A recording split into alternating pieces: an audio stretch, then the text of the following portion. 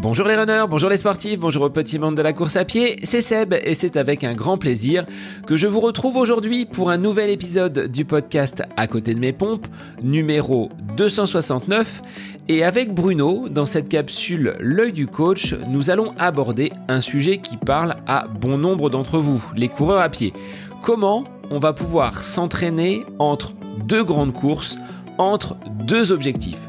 En ce qui me concerne, après ce marathon pour tous, dans le cadre des Jeux Olympiques de Paris 2024, qui restera le point d'orgue de mon année sportive, me voilà sans dossard pour quelques semaines et j'ai là une question.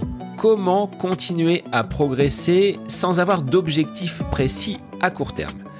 Dans cette capsule avec Bruno, nous allons vous décortiquer cette période transitoire, souvent négligée, qui peut pourtant vous permettre de progresser.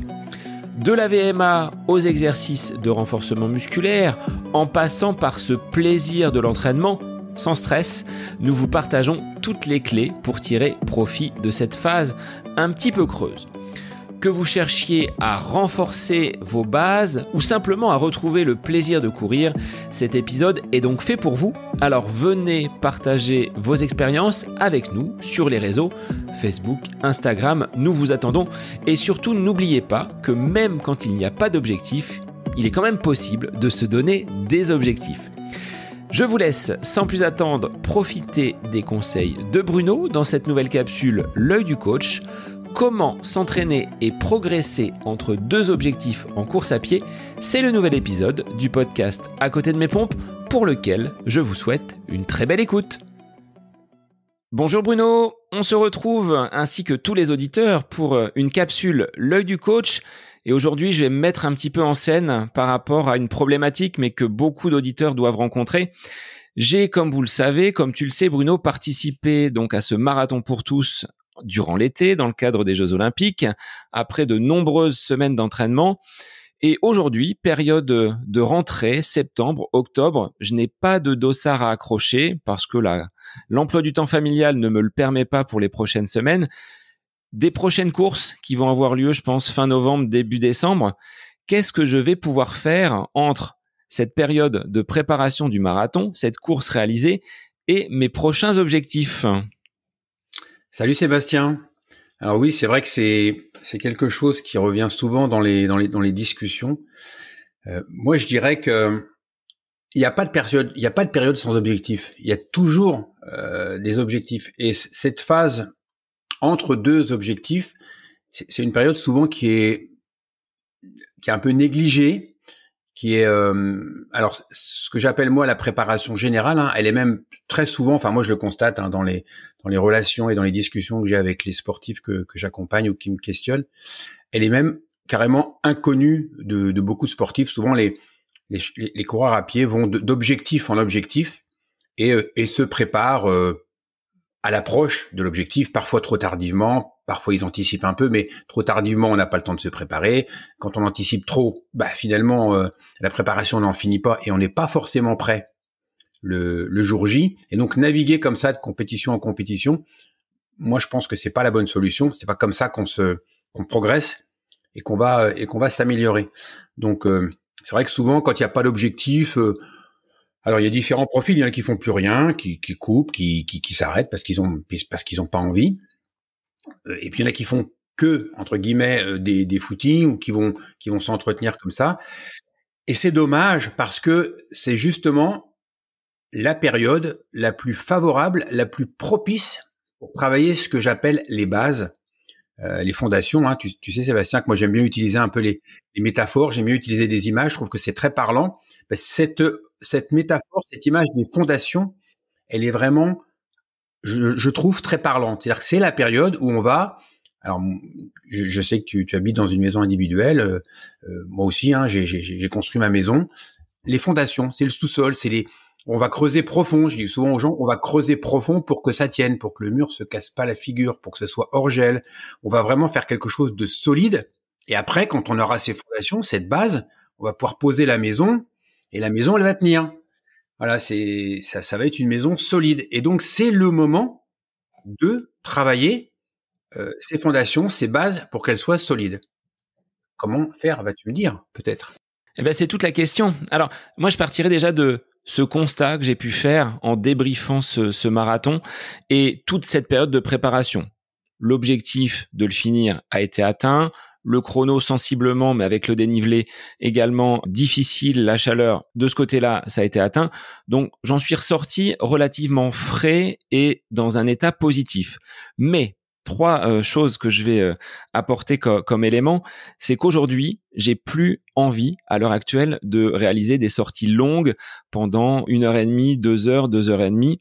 Ça, je l'ai mis de côté. C'est pas ce que je veux dans mon planning. Mais je me suis rendu compte, à l'inverse, que je manquais quand même pas mal d'endurance. Donc, c'est un peu contraire. Je veux pas faire du long, mais je manque d'endurance. De toute façon, c'est à peu près normal.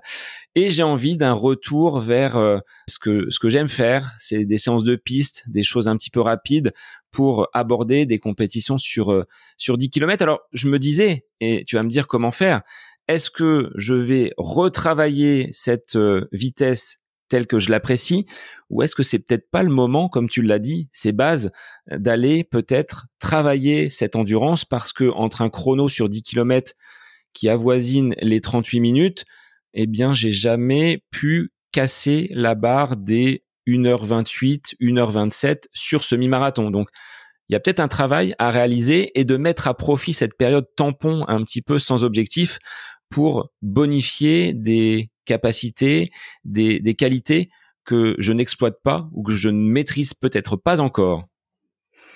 Oui, ce que tu décris, ça parle. Hein. Moi, en tout cas, ça me parle.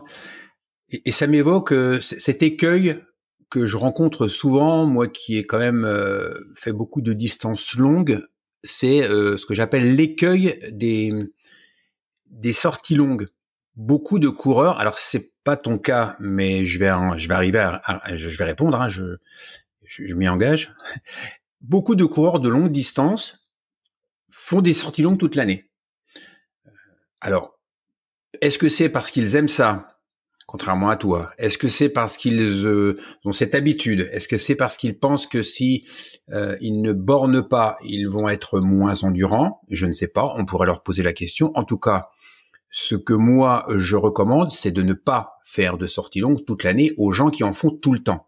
Parce que ça ne sert à rien d'un point de vue purement physiologique. Mais si ça vous fait plaisir de le faire, faites-le. Mais attention, vous faites, on l'a dit sur une autre capsule, vous faites des kilomètres qui ne sont pas forcément des kilomètres utiles. Donc, attention. Donc, pour en revenir à ton cas, à toi, c'est très bien de ne pas avoir envie de faire des sorties longues d'abord parce que c'est peut-être pas forcément ton ADN et puis ça ne sert pas forcément non plus. Donc tu ne prépares plus un marathon, tu es en période de préparation générale, il n'y a aucune raison, donc je te déculpabilise tout de suite, il n'y a aucune raison de continuer à faire ces sorties longues. Mais me diras-tu peut-être, oui mais je manque d'endurance, donc est-ce que je dois faire des sorties longues? Je pense, ça n'engage que moi, que ce ne sont pas les sorties longues qui apportent de l'endurance. Alors, je vais peut-être choquer certaines personnes qui nous écoutent. Ce que les sorties longues apportent dans une préparation marathon ou dans n'importe quel autre objectif, c'est de l'efficience, c'est du rendement, un des 3 piliers de la performance. Je le rappelle, on le rappelle presque dans chaque capsule, mais je pense qu'il faut le faire. La performance, c'est la combinaison de 3 facteurs. Performance égale puissance, plus endurance, plus efficience. Ça, c'est pareil, c'est quelque chose que je vais bien répéter parce que c'est facile à se souvenir. Donc là, on va améliorer l'efficience. L'efficience à courir ton marathon. Donc, ce n'est pas forcément ces sorties longues qui vont te permettre d'être plus endurant. Parce que pour moi, l'endurance que tu décris, cette endurance qui permet de passer du 10 au semi, du semi au marathon, c'est ce que moi j'appelle l'endurance aérobie. Cette capacité à ce que l'organisme, à ce que le coureur soit capable de conserver la même vitesse dans le temps, puisque la vitesse dans le temps, elle décline. Personne n'est capable de courir 5 minutes, 1 heure, 5 heures à la même vitesse. Personne ne sait faire ça, c'est pas possible. Donc la vitesse, elle décline, c'est comme une pente. Et le but de l'endurance, c'est que cette pente soit la moins accentuée possible. Donc toi, pour que tu sois plus efficient, plus efficace, du 10 km au semi, et éventuellement du semi au marathon, il faut que tu améliores ton endurance aérobie. Ce sont les séances d'endurance. C'est pas de l'endurance fondamentale. C'est pour ça que moi, je prétends que l'endurance fondamentale, c'est l'endurance aérobie. C'est ça qui est fondamental. C'est de faire de l'endurance aérobie. C'est d'améliorer cette capacité que tu vas avoir de maintenir la vitesse dans le temps. Ce que j'appelle les séances d'EMA, endurance maximale aérobie. Donc moi, ce que je te conseille de faire, pour répondre très précisément à ta question, c'est de faire une préparation générale pour travailler les fondations. En plus, ça tombe bien, c'est ce que tu as envie de faire. Des séances plutôt axées sur la VMA, donc reprendre ce travail de VMA que tu as peut-être maintenu, je ne sais pas, pendant ta préparation marathon, mais on sait par expérience que la VMA, quand on ne la travaille pas, elle décline. Donc, sans doute que ce n'était pas la priorité de ton plan d'entraînement. Donc, reprendre ces bases, retravailler ta VMA pour qu'elle retrouve un niveau qu'elle avait avant le marathon, voire même mieux. Voilà, ça, c'est le premier point. Et maintenant, mettre un gros focus sur ton endurance aérobie, améliorer cette capacité. Voilà, c'est ce qu'on appelle l'indice d'endurance. Hein. J'invente rien. Hein. Ça a été très bien décrit par d'autres auteurs pour que tu as cette capacité à mieux durer dans le temps et à mieux performer sur ton SMI, puisque c'est ça ton objectif. Alors toi, la semaine passée, donc là on est lundi, on enregistre, et j'ai réalisé 4 séances. J'avais mis un petit footing, tranquillement, autour de la maison, la traditionnelle séance du club le mercredi, et entre les deux, j'avais de la VMA courte et de la VMA longue. Si on garde un petit peu d'intensité, moi c'est quelque chose qui me plaît. Et en termes de volume, j'ai pas dépassé les 30 km, mais j'étais content de ma semaine parce que j'avais balayé un petit peu tout ce que j'aime. Donc de retrouver également du plaisir dans l'entraînement, je vais pas dire que je l'avais perdu parce qu'il y avait cette excitation du marathon, mais de pratiquer ces séances longues, même si à l'intérieur il y avait quand même un petit peu de rythme, j'en avait un petit peu assez à la fin du plan de réaliser des séances aussi longues. Comment là je vais pouvoir mettre en place, Bruno, après une préparation générale, ces séances d'endurance aérobie? Est-ce que tu peux les définir et donner quelques exemples de séances qui s'y rapprocheraient? Oui, tout à fait. Alors là, c'est bien, hein. VMA courte, VMA longue, c'est parfait puisqu'on balaye tout le spectre de la VMA, hein, sachant que moi j'aime bien aller. Alors en début de préparation, ce sera de la VMA courte, très courte. Pour moi, ce sont des fractions plutôt entre 30 secondes, 40 secondes. On reste toujours, hein, c'est de la VMA courte, donc on reste toujours sur un volume complet de séance entre 20 et 22 minutes à peu près. Hein, donc on va plutôt faire la traditionnelle séance de 20 fois 30-30. Donc moi, je conseille vraiment dans la phase où tu es toi, c'est de faire des fractions courtes et d'aller au fur et à mesure des semaines. On a parlé dans d'autres capsules, hein, de la planification, de la progression de semaine en semaine, et d'aller vers des fractions un peu plus longues, 40 secondes, 50 secondes, 1 minute, mais en gardant toujours ce volume de 20 à 22 minutes. Donc ça, c'est la partie VMA courte. Sur la VMA moyenne, même chose, on va commencer par des fractions plutôt courtes. Donc pour moi, la VMA longue, pardon. Pour moi, la VMA longue, elle commence aux alentours de 2 minutes 30, 3 minutes. Hein. Moi, je préfère toujours, dans ces phases de reprise, privilégier les fractions courtes. Pourquoi ? Parce que ça permet de donner de l'intensité. Si on attaque la VMA par des fractions longues, alors souvent les gens font des 400, des choses comme ça, mais des 400, ça peut représenter, si on est athlète de haut niveau, ça fait 1 minute, mais ça peut représenter aussi 2 minutes. Je ne pense pas que des fractions de 2 minutes pour de la VMA courte, puisque les gens considèrent que les 400 c'est de la VMA courte, je ne pense pas que ce soit pertinent pour retrouver de l'intensité. Donc les gens qui nous écoutent ça, hein, que moi je fonctionne plutôt par durée que par distance, mais ça n'empêche pas que la durée représente une distance, hein, 30 secondes ça peut faire 100 mètres. Donc moi je préconise vraiment des fractions courtes. Voilà, donc VMA courte, super. VMA longue, parfait. Et la troisième séance, donc cette séance d'EMA, cette séance d'endurance aérobie, même principe, même logique. On va travailler ces 3 filières, ce que j'appelle en puissance. C'est-à-dire qu'on peut travailler ces filières en puissance, on peut travailler aussi ces filières en endurance. Quand on travaille ces filières en puissance, on va chercher de l'intensité. Pendant la préparation générale, on cherche de l'intensité. Et après, quand on va passer à la phase spécifique, on va travailler ces filières plutôt en capacité. C'est-à-dire qu'on va pas chercher à augmenter l'intensité, on va chercher à augmenter la durée. C'est vraiment ce qui distingue une préparation générale d'une préparation spécifique. Les fondations, on va essayer de les axer sur de la qualité et sur de la vitesse. Alors concrètement, comment ça se passe? Moi, je préconise de faire des séances. Alors les séances d'EMA, on va être entre 20 minutes en début de cycle et on peut monter jusqu'à 1 heure. 1 heure vraiment en fin de cycle, c'est-à-dire que concrètement, on peut commencer par 10 fois 2 minutes, 20 minutes donc de séance. Et en fin de cycle, au bout de semaines et de semaines et de semaines, en fin de préparation générale, on peut monter à 2 fois 30 minutes. Donc forcément, quand les gens voient 10 fois 2 minutes à 80-85% de leur VMA, peu importe, imaginons que ça soit 14 à l'heure. Il dit, voilà, ok, donc là, Bruno, il m'a mis 10 fois 2 minutes à 14 à l'heure, ou 13 ou 12, peu importe. Et après, je vais faire 2 fois 30. Ah bah non, ça, c'est pas possible, je vais pas y arriver. Il est fou. Mais on y arrive. On y arrive. Donc, revenons à nos moutons. Une séance de 10 fois 2 minutes à 80-85% de la VMA, c'est pour moi quelque chose qui va mettre le pied à l'étrier. Sur 2 minutes, on peut pas se planter. Sur 10 fois 2 minutes, on a quand même un certain volume.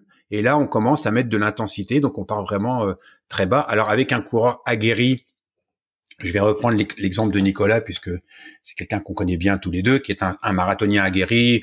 2h45 au marathon, c'est son objectif. Nicolas, on lui fait un petit coucou d'ailleurs au passage, que je crois qu'il nous écoute régulièrement.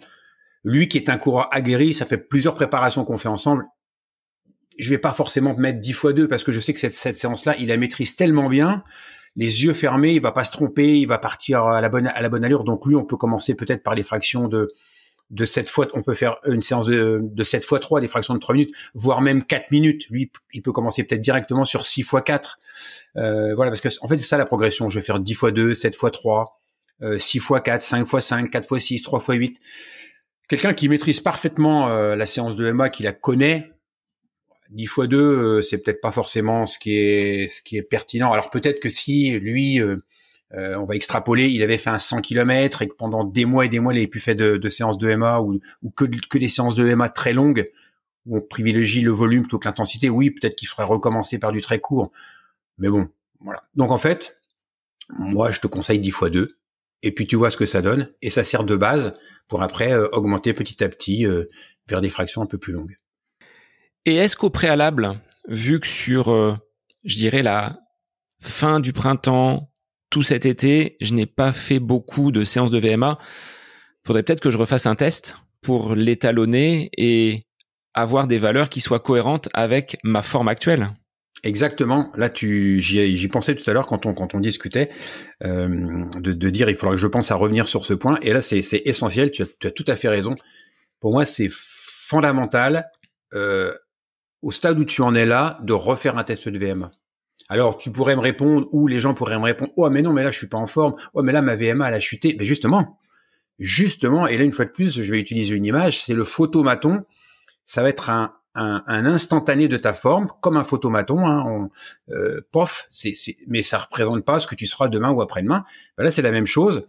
Le test de VMA, c'est ce qui va te permettre de calibrer les bonnes allures, parce que surtout l'erreur, ce serait de te dire, ah oui, mais avant ma préparation marathon, je faisais mes 100, mes 200, mes 300 ou mes 1 minute à telle vitesse, faut que je les refasse à la même vitesse. Et là, erreur. Grave erreur, parce que tu seras probablement sur des allures qui ne seront pas adaptées à ta forme du moment. Donc c'est pas grave si au photomaton vous avez une sale tronche parce que votre VMA elle a baissé, c'est pas grave du tout. Elle va remonter si vous la travaillez. Mais surtout prenez les allures qui sont celles de votre forme du moment. Ça c'est fondamental. En termes de cycle, Bruno, la durée de cette préparation générale, ce temps de travail que l'on a entre un prochain objectif, on se donne combien de temps pour en tirer des résultats et des bénéfices vraiment criants? Je pense qu'on ne peut pas attendre d'avoir des objectifs en delà de 2 macro-cycles, c'est-à-dire 3 semaines de montée en charge, 1 semaine allégée, 3 semaines de montée en charge, 1 semaine allégée. Je pense que c'est difficile de voir vraiment des effets bénéfiques en dessous de 8 semaines. Donc souvent, si on fait une préparation d'un objectif qui dure entre 8 et 10 semaines et qu'on met 8 semaines de préparation générale, qui à mon avis pour moi est le minimum, on est quand même déjà vite fait à 16, 20 semaines. Donc ça veut dire qu'il faut beaucoup anticiper. Moi, j'ai souvent des gens qui s'adressent à moi 10, 12, 14 semaines avant l'objectif et je leur dis, mais là, on n'aura pas le temps de faire une préparation générale. Ah oui, mais pourtant, je m'y prends très à l'avance. Oui, c'est vrai, vous y prenez très à l'avance, mais c'est un peu l'écueil des gens qui vont de compétition en compétition. Et là, on se rend pas compte que parfois, il faut 20, 24, 28 semaines, en fait, pour vraiment bien préparer l'objectif, parce que plus la préparation générale sera longue et plus on aura le temps d'obtenir ces gains d'intensité qu'on cherche. On va pas brûler les étapes. Donc 8 semaines de préparation générale, 12 c'est mieux, 16 c'est parfait, mais attention, puisque on s'adresse à des gens qui vont de compétition en compétition, ça n'empêche pas durant ces 8 16 semaines de mettre des objectifs intermédiaires, de mettre des petites compétitions qui vont servir de remplacer une séance de VMA, voilà, c'est parfait. Un 10 km, ça remplace parfaitement une séance de VMA. Un 5 km, encore mieux, qui vont donc satisfaire le besoin de dossard sans que ça empêche de travailler ses bases et ses fondations. Avant de repartir sur un objectif majeur, et là, si on se projette sur 8-12 semaines, ça pousse pour l'année 2025. Clairement, d'arriver au début de l'année 2025 avec l'objectif peut-être de préparer, en ce qui me concerne, un semi-marathon. Mais comme tu l'as dit, rien ne m'empêche de caler des petits dossards, 10 km, les périodes de corrida là sur le mois de décembre vont arriver. Ce sera l'occasion peut-être de les intercaler et de voir un petit peu le niveau de forme. Pour la VMA, justement, est-ce que tu encourages, là, si je fais un test aujourd'hui, on est presque à la fin du mois de septembre, de la retester à 8 semaines, à 12 semaines pour peut-être remettre un petit peu les curseurs sur les bonnes valeurs après un travail d'intensité et de remise en forme? Oui, exactement. Alors pour deux raisons. La première, pour de nouveau mettre le curseur à la bonne hauteur, hein, donc revoir les allures d'entraînement si nécessaire. Et puis ça permet, et ça c'est très motivant pour le sportif, parce que souvent si on la travaille bien, cette VMA, elle a augmenté. Donc ça permet de dire, tu vois, je t'avais dit, hein, c'est un photomaton, c'est un instantané, mais finalement, regarde, t'as déjà gagné 0,4, 0,5, 0,6. Après, bon, ça dépend du niveau du sportif.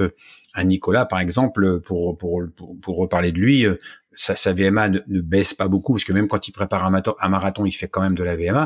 Elle aura pas baissé beaucoup, mais néanmoins, elle aura baissé un peu. Donc forcément, les gains seront moindres que quelqu'un qui ne travaille pas sa VMA, qui s'est arrêté 2 mois pendant les vacances, où là, le gain va être énorme. Donc, mais oui, c'est bien de refaire un test. Alors, peut-être que les gens vont dire, oui, mais moi, j'ai pas ce qu'il faut pour me tester. Moi, je recommande le VM5, hein, vous tapez VM5 Bruno Huby sur Internet et vous aurez accès à la page qui explique comment se déroule le test. Pourquoi 5 minutes et pourquoi pas un demi Cooper? C'est pas le sujet de la capsule, mais c'est parce que par expérience, je trouve que c'est plus parlant et plus précis. 4 minutes, c'est un peu court. 6 minutes, c'est long pour des sportifs, on va dire lambda. Et donc, on fait 5 minutes, hein, donc c'est pas compliqué. Ça peut même remplacer une séance d'entraînement. On s'échauffe, on fait ses accélérations, on fait ses routines. 5 minutes au maximum de ses capacités, voilà. Et puis une récupération, ça remplace une séance. Moi, parfois même avec des athlètes aguerris, on fait le VM5, une petite récupération de 5 minutes. On peut remettre derrière 10 fois 30-30, voilà, ce qui fait qu'on a vraiment fait quelque chose de complet. Ça bouscule pas l'entraînement, ça permet de réajuster les allures, c'est parfait. Alors Bruno, dans cette période où l'on va poser les bases de ces futurs objectifs, est-ce que l'on peut intégrer du renforcement musculaire, de la mobilité, ce travail de pied? Est-ce que toi, tu trouves que c'est important? On en avait déjà parlé, hein, les gammes, si on ne sait pas les faire, c'est peut-être pas utile d'aller se blesser et de les faire mal. Mais pour l'environnement de cette structure, hein, qui nous tient et qui nous fait courir, le corps a peut-être besoin d'être costaud. Est-ce que du renfort, de la souplesse, ça peut être utile? Oui, c'est très très utile, mais voilà, encore faut-il bien faire les exercices.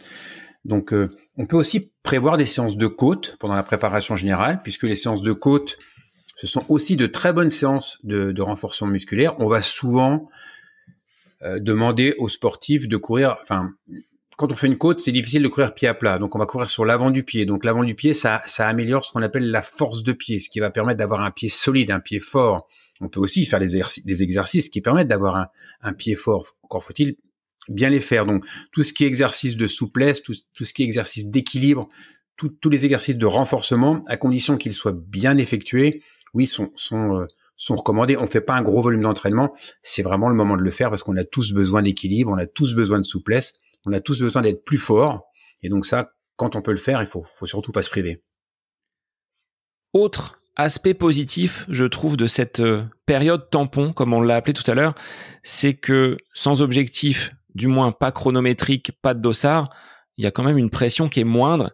Et le plaisir, je vais pas dire qu'il était parti à la fin de la préparation marathon, après une pause, 10-15 jours de coupure vraiment totale en famille, parce que j'étais en vacances dans le sud de la France, eh bien j'ai remis les baskets avec beaucoup d'envie. Je retrouve mes personnes du groupe du mercredi pour partager des séances ensemble, faire du renfort, souffrir ensemble.